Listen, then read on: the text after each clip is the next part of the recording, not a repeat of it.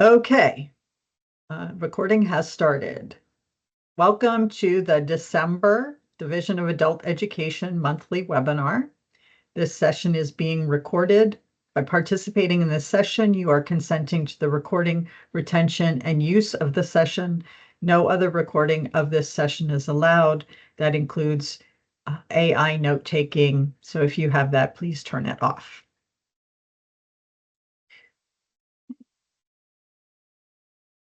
So today's agenda is pretty short. We have a few division updates and reminders. I'll look at some data trends regarding our performance over the program years covered by the Workforce Innovation and Opportunity Act. And then I just have some initial year-to-date data for 25-26.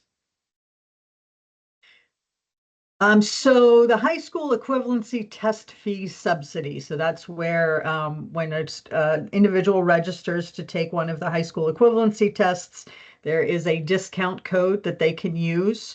For the GED test, they can use it up to 5 times. For the for the GED test, they can use it up to 4 times. For the high set, they can use it up to 5 times.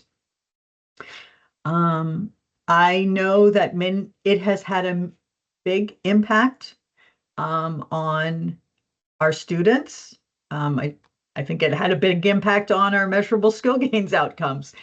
What I do want you to know is that that is one of the items that, well, it's probably the item that legislators ask about most when there are budget hearings. They want to know if that if those funds are actually being used.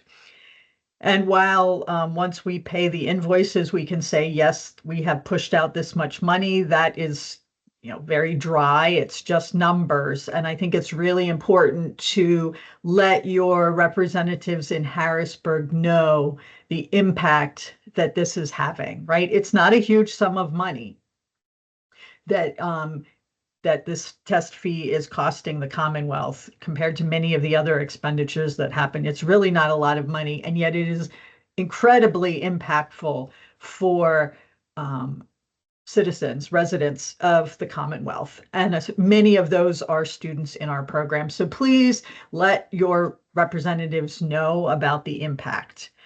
Let them know how many students have used the discount code to take a test that they might not have been able to take before due to the cost of it.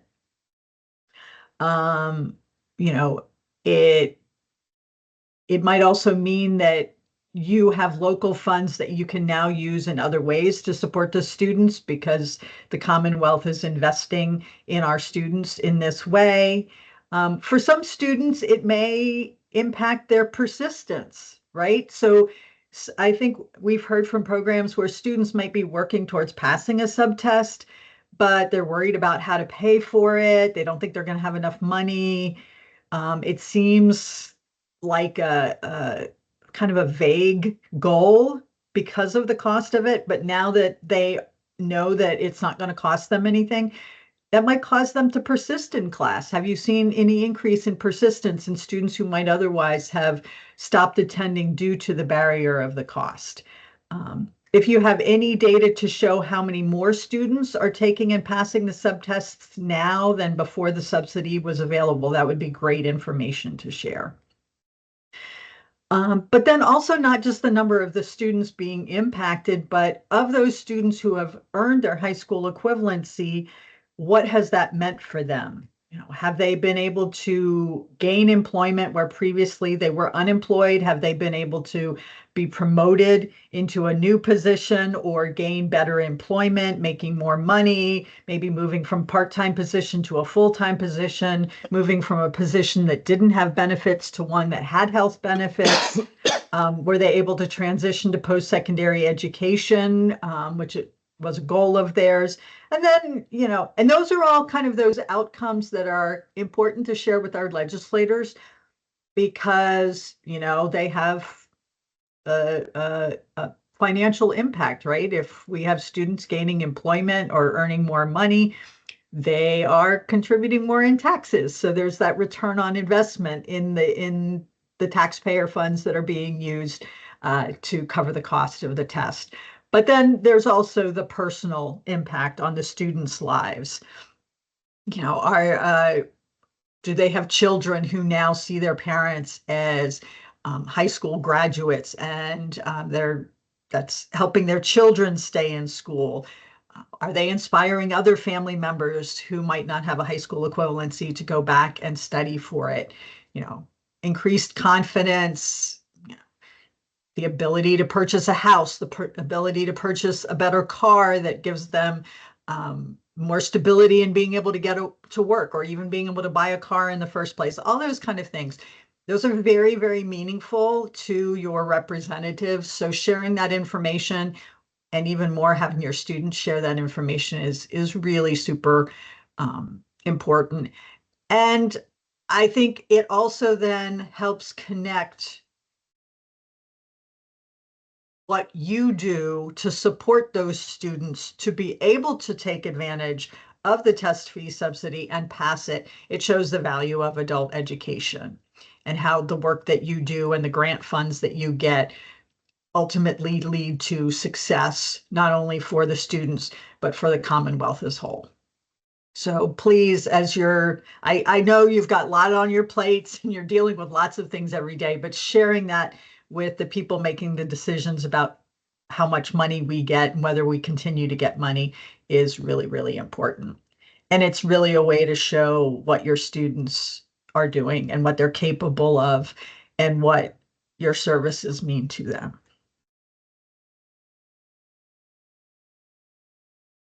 So moving on to much drier topics. As a reminder, there are fiscal reports due in January. Both of these reports are due by the 10th business day of January. There is the reconciliation of cash on hand report. Those are the reports that you submit in FAI to the comptroller's office. In those, you're basically saying this is how much money we have received and this is how much money we have expended. And then the comptrollers kind of uses that to figure out how much your next several monthly payments will be. If you submit it late or not at all, the comptrollers will automatically suspend your grant payments. Now, I believe that you still get the January one because those payments are processed before the quarterly report is due, before that reconciliation of cash on hand is due.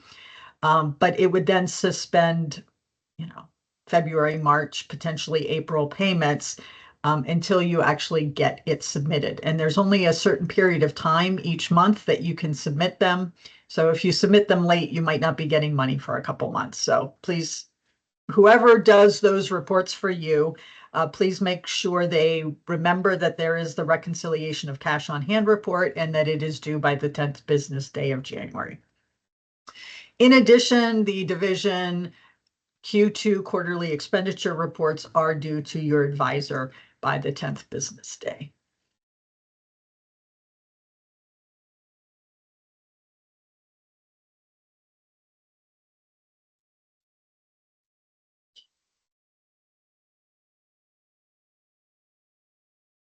And then just as a reminder, now that you finally are beginning to get your grant funds, I know many of you kind of put off any kind of non-staff related expenditures that weren't absolutely essential. You put them off until you knew that you were going to be getting the funds. And in some cases, that might mean that you have, or some of you lost staff due to the delay. You had to furlough them and they've chosen to take other positions elsewhere. So you might have a cushion of funds that was originally budgeted for something like staffing that you now want to use in a different way. So as a reminder, if you're going to have any unusual expenditures, or if you're going to have significant shifts among the function code and object codes that were in your budget, please discuss those with your advisor first, just to make sure that it is allowable.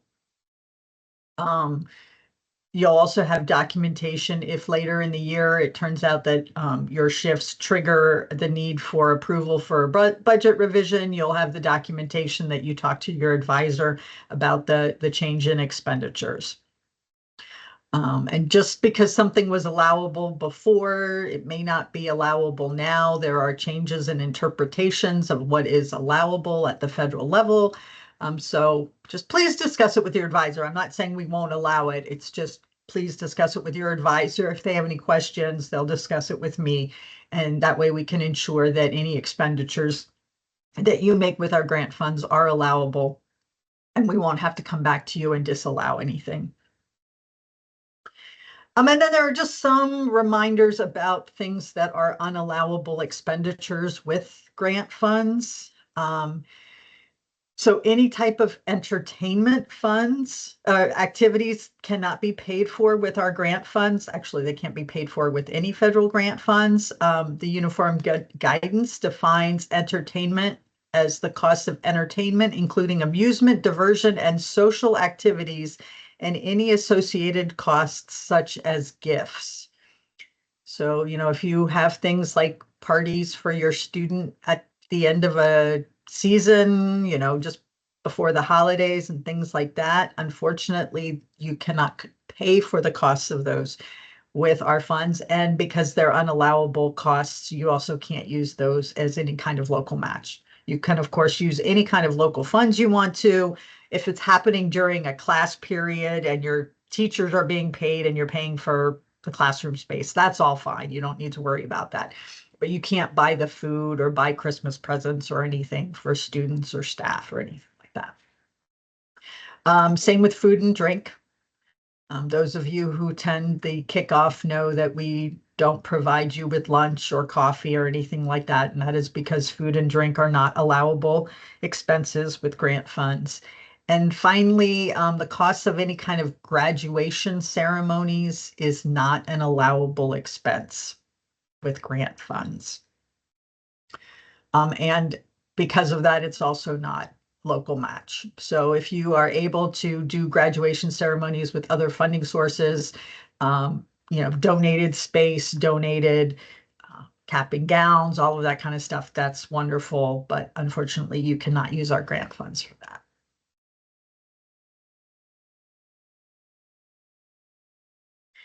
Okay, in last month's webinar, I mentioned measurable skill gain outcome options for students at ABE Level 6.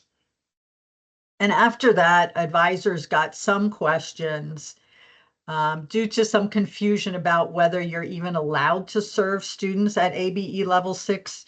So I wanted to take some time to clarify that, first look at what the eligibility requirements are, and then kind of talk about what that means for students who enroll, whose entry levels are ABE Level 6.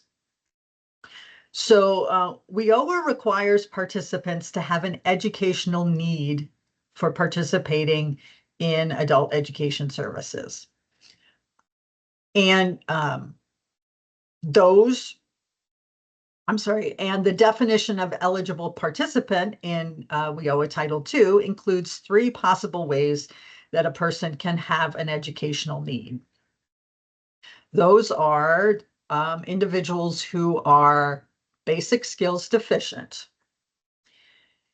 And that's very general, right? Well, WIOA in Title I actually has 2 categories of definitions for basic skills deficient.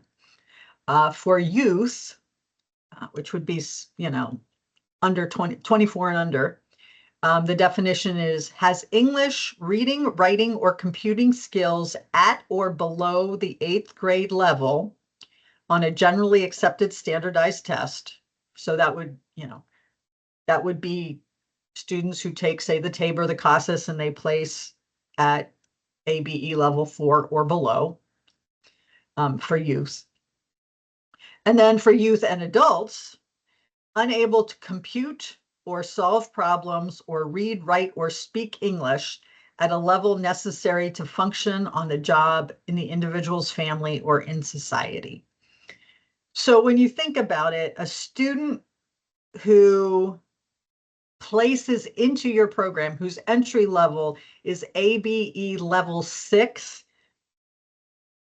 very likely isn't really basic skills deficient, right? They don't have a high school diploma, maybe, but someone who places at ABE level 6, especially if they score at the higher range, end of the range for placing them in ABE level 6, they really aren't basic skills deficient. So that individual probably doesn't meet that first bullet. Now, there are two other options. An eligible participant may be someone who does not have a high school diploma or a high school equivalency, and has not achieved an equivalent level of education. So, you might have somebody who comes into your program and, I think this happened in the past. We've had, prior to Pennsylvania introducing the homeschool diploma, before that, we would have people contact our office at PDE, and they actually had to go take the GED test because that was the only test that was available at the time, because they completed homeschooling, but they didn't have any documentation, right? So they didn't have a high school diploma, but really they had already achieved an equivalent level of education. So coming to one of our programs wouldn't have made sense. They just went and took the GED test because they could already pass it. So if you have somebody come into your program who, you give them the GED ready and they're likely to pass on all of the subjects, then probably they're not really eligible because they've already achieved that level of education and they probably should just go take the test. Now, you might have other conversations with them. There might be other reasons that they're interested, which we'll get to, but that's something you want to look at closely. And then the last one is our English language learners, right? So someone for whom English is not a native language is eligible. And there really aren't any caveats to that, right? There are no restrictions within WIOA. Now, for Act 143, while the state Act 143 doesn't define having an educational need, the state funds are intended to serve as a cost sharing for the federal funds, and therefore the students who are served with those must meet the same WIOA eligibility requirements. And then, of course, there are other eligibility requirements tied to age and whether or not individuals are enrolled in secondary school or for state post-secondary school. So those are the eligibility requirements. Is someone even eligible for our services provided with Division of Adult Education grants? So what does this mean for serving students who enter your programs at ABE level 6? So we're not talking about students who entered at lower levels and moved up to ABE level 6 on a post-test. Or even someone who, last year in 24-25, they entered your program and then they moved up to ABE level 6 and they're continuing in your program for some reason. But if you have somebody who comes to your program and they test at ABE level 6, what does that mean? First, you need to determine if that individual meets any of the educational need criteria. And if not, then they're not eligible participants and you can't serve them. But if you determine that they are eligible under one of those 3 educational need criteria, you're going to need to think about what are the measurable skill gain options for that individual, right? Because now ABE level 6 students have to show a measurable skill gain. Under WIA, there was no EFL gain because they couldn't get EFL gain with pre-post testing. Under WIOA, ABE level students must have a measurable skill gain. So what will that look like? Well, for those students who do not, who come in at ABE level 6, who do not have the high school diploma or its equivalent, and they need to participate in your program to work up to getting that, they may need just a little bit of refresher. or there might be certain, reading analysis skills that they need to work on in order to be able to pass the reading portion. Either passing one of the subtests or earning the the high school equivalency credential. Those are measurable skill gains. So that's someone who, one, is eligible, and two, they have a way to show measurable skill gains. You may have some students coming to you who maybe have the goal, they already have the high school diploma, but they've been out of school for a while. They need a little bit of a refresher so that they can enroll in post-secondary education. Well, keep in mind that enrollment in post-secondary education as a measurable skill gain has to happen during the program year, right? So if you have somebody who really is like, look, I want to go to community college, or here's this post-secondary level training that I want to enter, and I do need to do some preparation, but it's going to happen before the end of the program year, there is that measurable skill gain option for them. Now, measurable skill gain options 4 and 5, which are tied predominantly to IETs and workplace literacy. If you have somebody coming in at ABE level 6, they could show measurable skill gain through one of those options. But the question really becomes, do they need to participate in those services in order to pass, say, that occupational exam, or in order to show the measurable progress towards the skills that the employer expects, right? So if you have somebody who comes in at ABE level 6,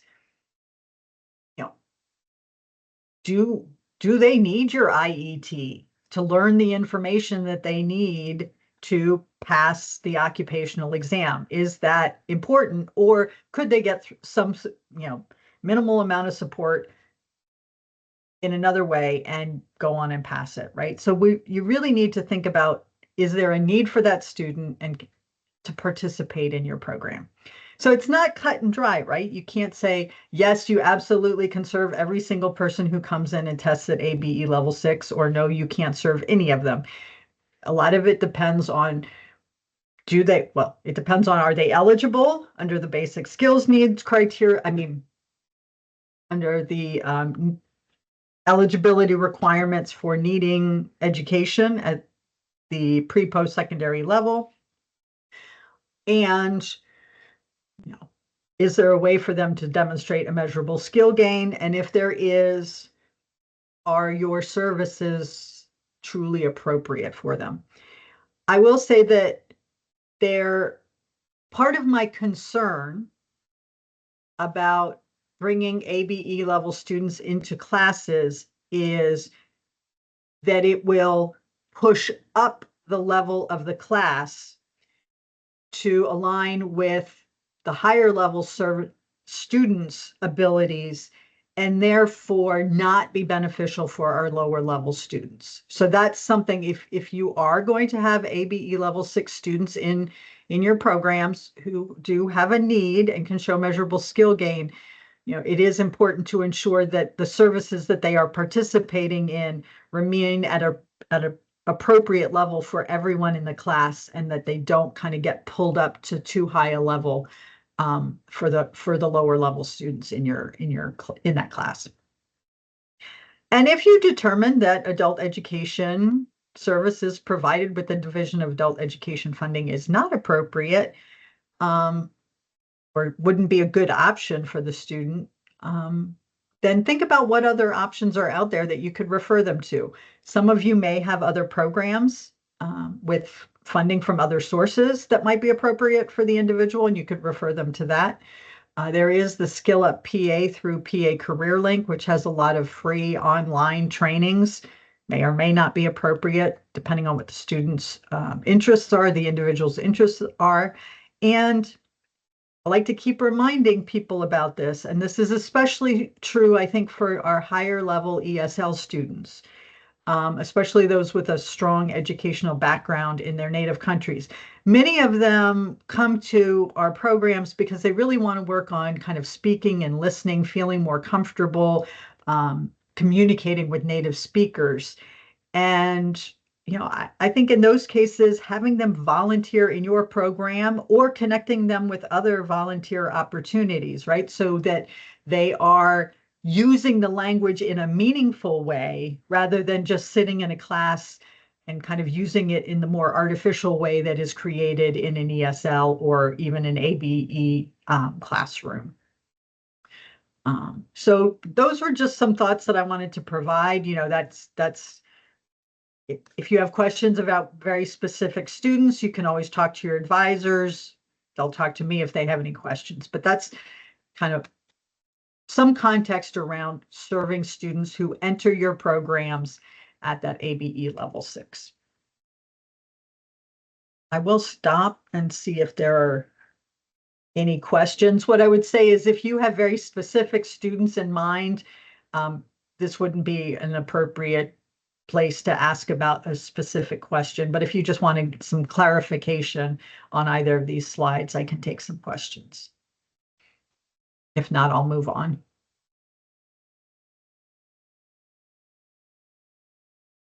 Okay. Starting on January 8th, 2026, the Integrated Education and Training Project will be offering open office hours on Thursdays in the month of January from 2 to 3 p.m. Using the link that is on the slide. I think it should have come through in the PDF that I sent out.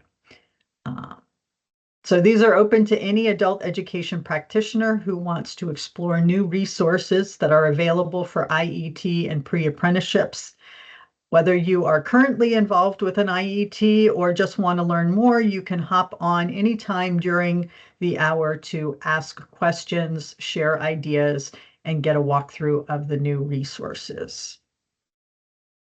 Chrissy, did you want to jump in, or Allison, did you want to jump in and add anything?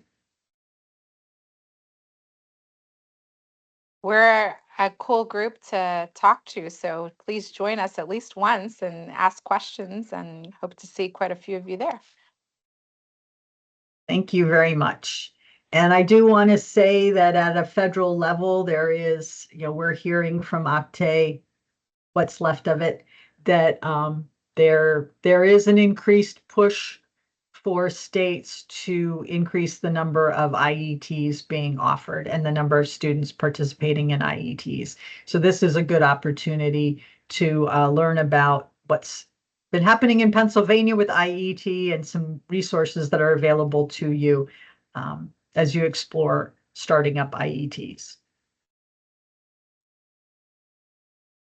Okay, so some state measurable skill gain trends.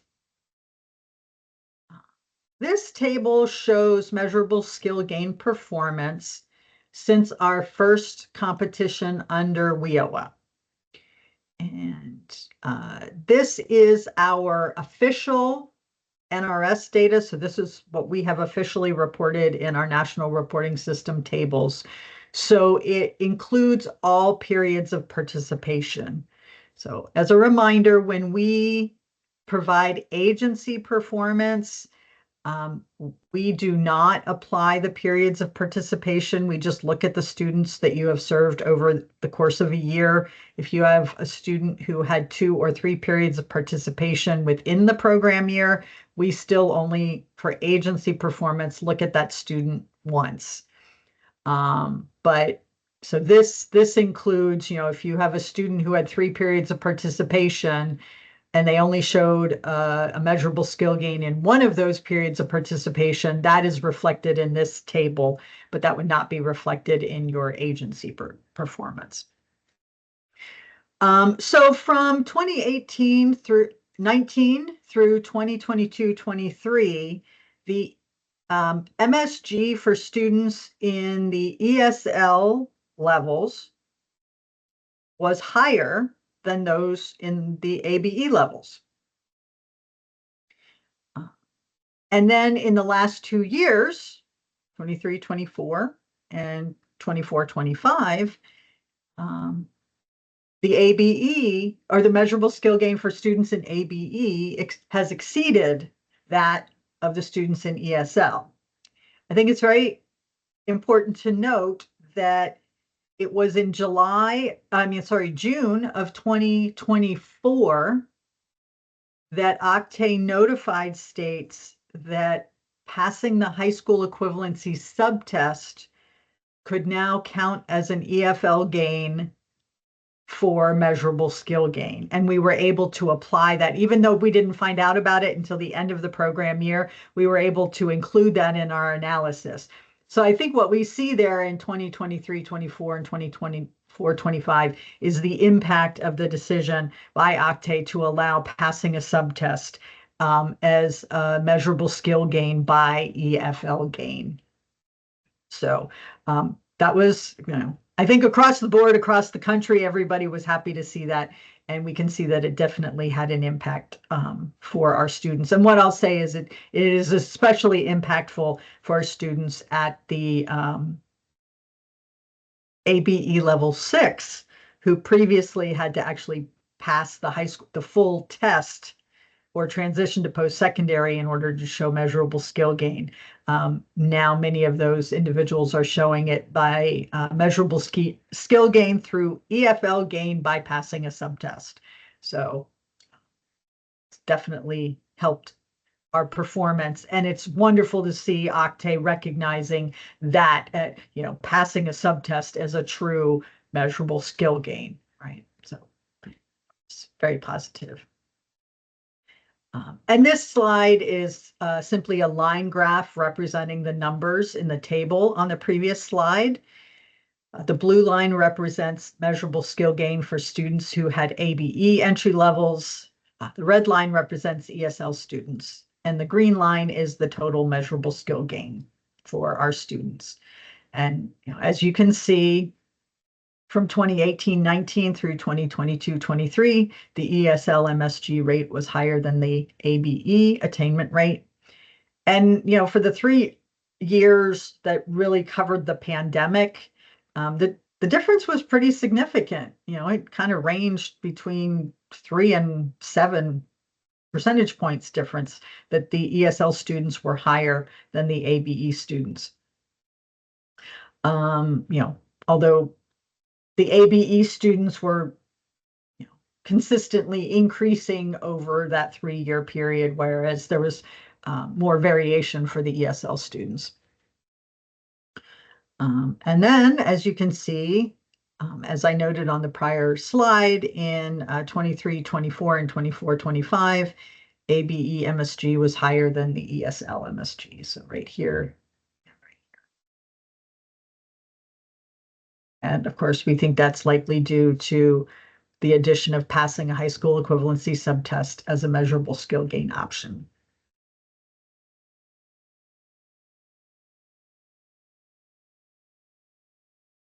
So let's take a look at the breakdown of how participants showed measurable skill gain in 24-25. So 90% of the measurable skill gains that we reported were, and these are approximate numbers, were achieved by an EFL gain, and 10% were achieved by earning a high school equivalency credential. We had a very, very small number of individuals who earned their measurable skill gain by either MSG types 4 or 5. Those were IET students. But percentage-wise, it was like 0.0002. So we're not including them on this slide. Oops, sorry. Remember that under WIOA, there are multiple ways to get an EFL gain.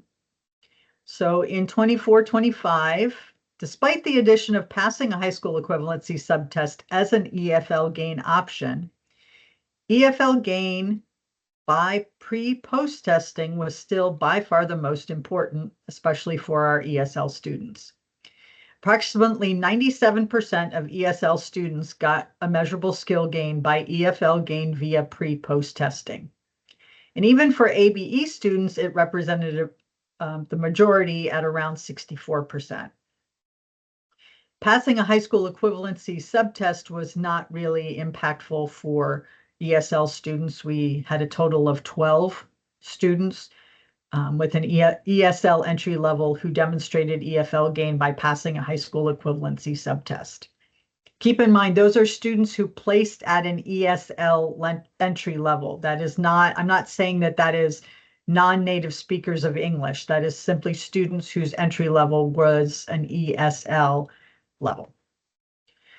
And for ABE students, on the other hand, passing the high school equivalency subtest was really quite impactful, and it accounted for approximately 30% of their EFL gains last year. For both groups, a relatively small number of participants demonstrated measurable skill gain through EFL gain by enrolling in post-secondary education or training prior to the end of the program year, but it was still meaningful for a small percentage of those. So getting those post-secondary enrollment forms into us does definitely help us.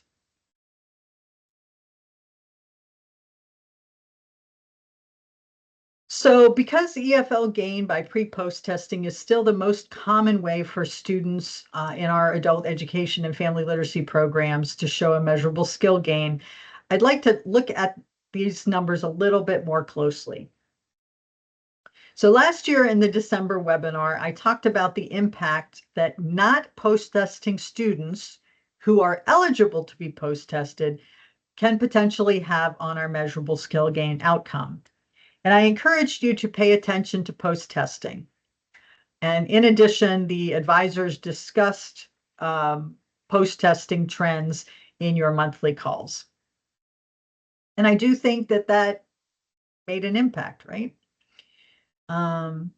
So this is the same table that I showed you last year, but I've added the 24-25 numbers.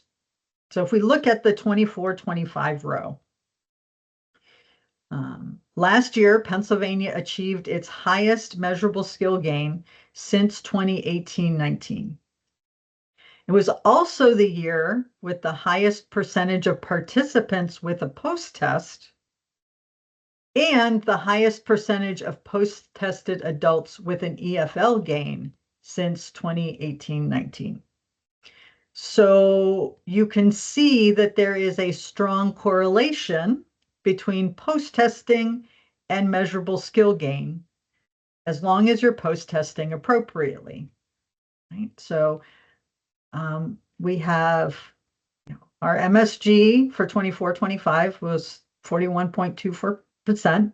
First time we exceeded 40% since 2018-19. The percentage of students who were post-tested, who had a post-test, was the highest since 2018-19. And the percentage of so this number here, the 63%, is the 5,810 over the 9,217, right? That's our table 4B. The percentage of people who were post-tested who showed an EFL gain based on pre-post testing. So there is that correlation. At the agency level, there was a general improvement in post-testing appropriately. Thank you for that. I believe that it played an important role in our exceeding our MSG target last year. However, there are still several agencies who did not have post-tests for 25% or more of their students who had sufficient hours to be post-tested. Now, I recognize that some of those students may be students who demonstrated MSG through other options. However, there were 547 adults who entered the program at ABE levels 1 through 3 and ESL levels 1 through 5 who had 80 or more hours of instruction and no post-test in the eData system last year. So while that did not prevent the state from meeting our MSG targets last year, as Octave keeps raising our targets, which will happen, those gaps will become more impactful.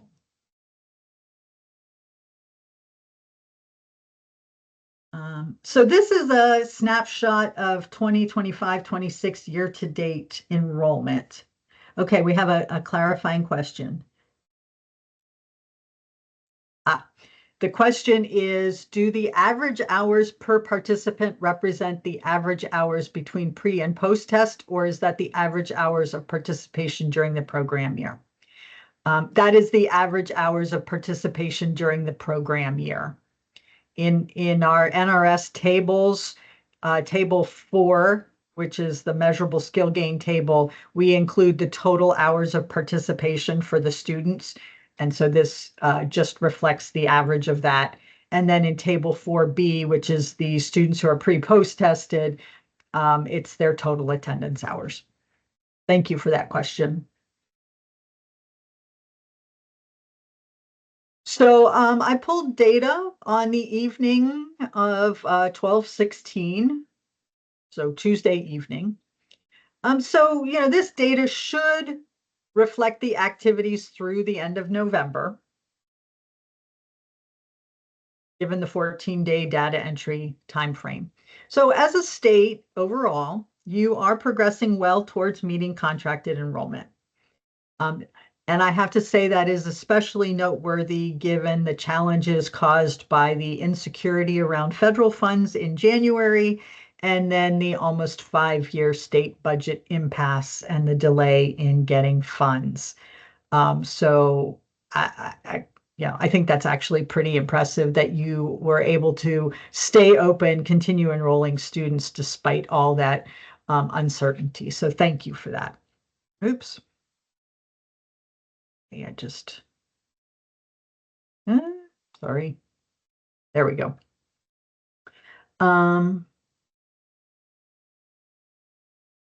That said, there are some significant differences in progress towards enrollment that individual agencies are making.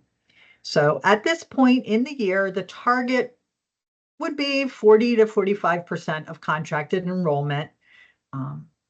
Understanding that there might be a little bit of under enrollment due to the challenges with funding.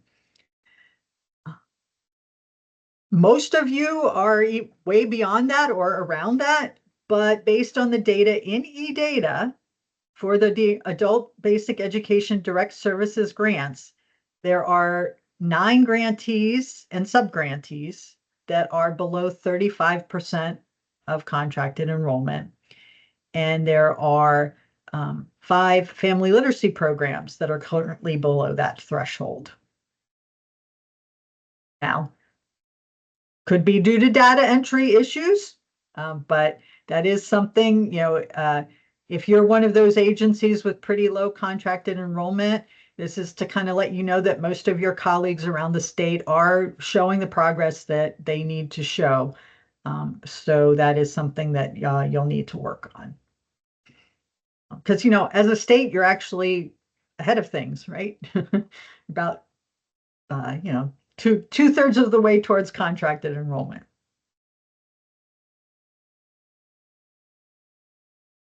So this slide provides a snapshot of where we are as a state with post-testing and EFL gain based on pre-post testing. The current EFL gains, which are shown in the column with the heading EFL gain percentage, this one right here,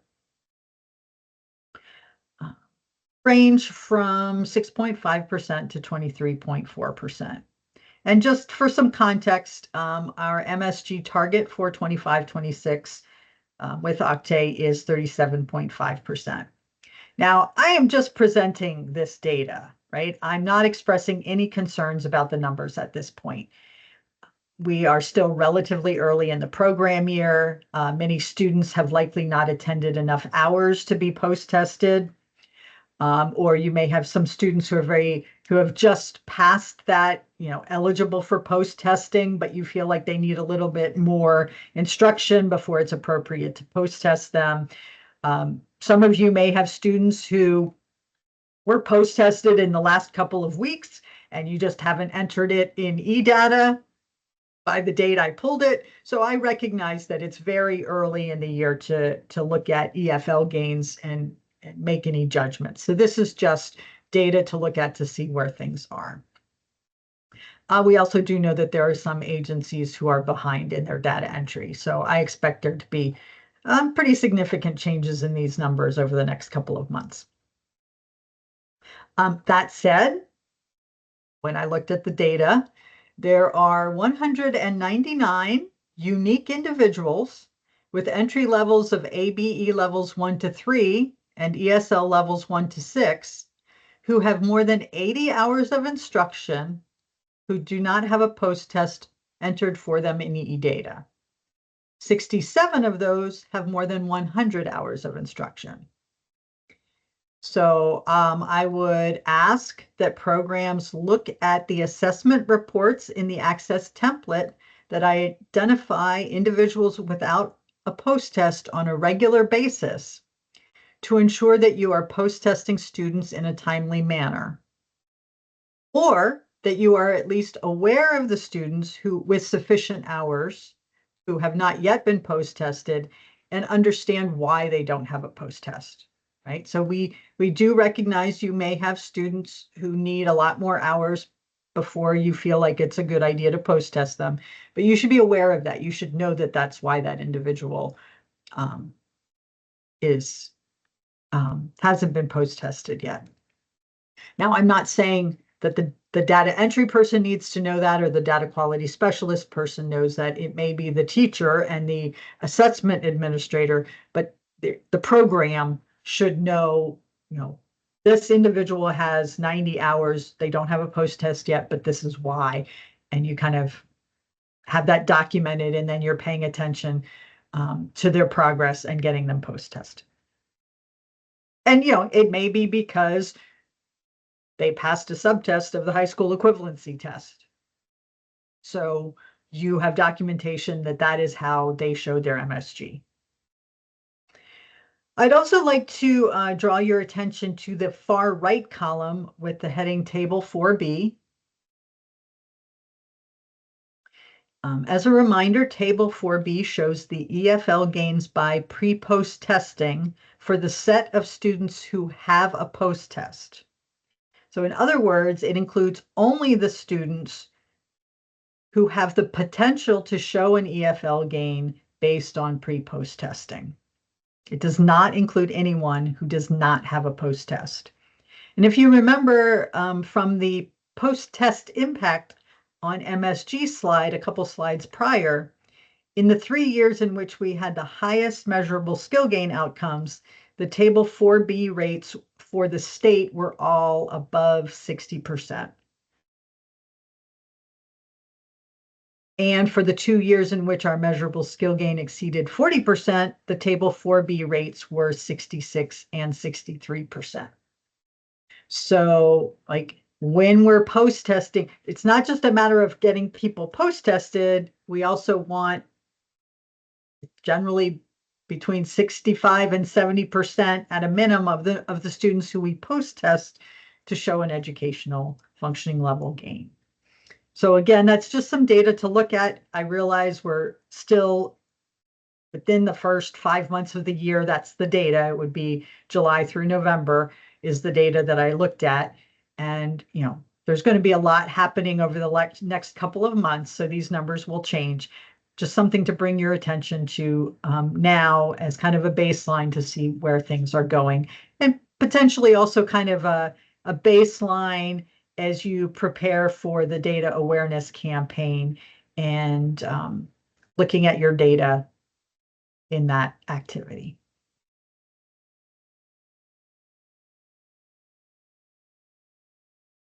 Are there any questions?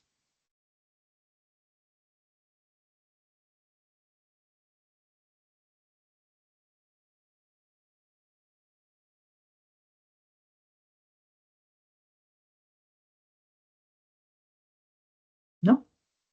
Go ahead. If you can unmute yourself, Susan, you can go ahead and ask your question. Yeah. Hi, Amanda. Thanks. So, with the people who come in at an ABE level 6, but they don't have a high school equivalency, in regards to e-data, I'm sorry if you mentioned this.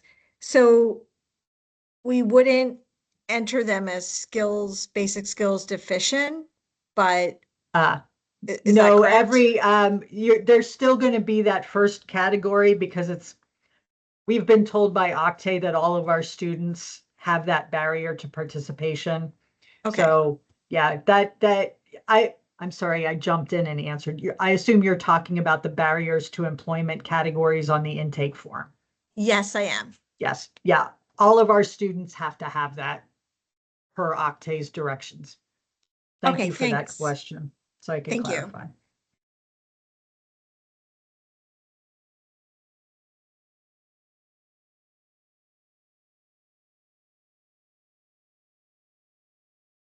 Okay. If there aren't any more questions, I'll go to them. I wish you and your staff and your students um, happy holidays if you celebrate them. And if not, I just wish you a happy rest of the December and into January and throughout this kind of dark time of the year with a little bit of a lack of sunshine. I hope you can retain um, your joy and love of life. I truly appreciate everything that all of you do for your students, and I try to make everyone at PDE understand the incredible work that you do. So thank you all very much.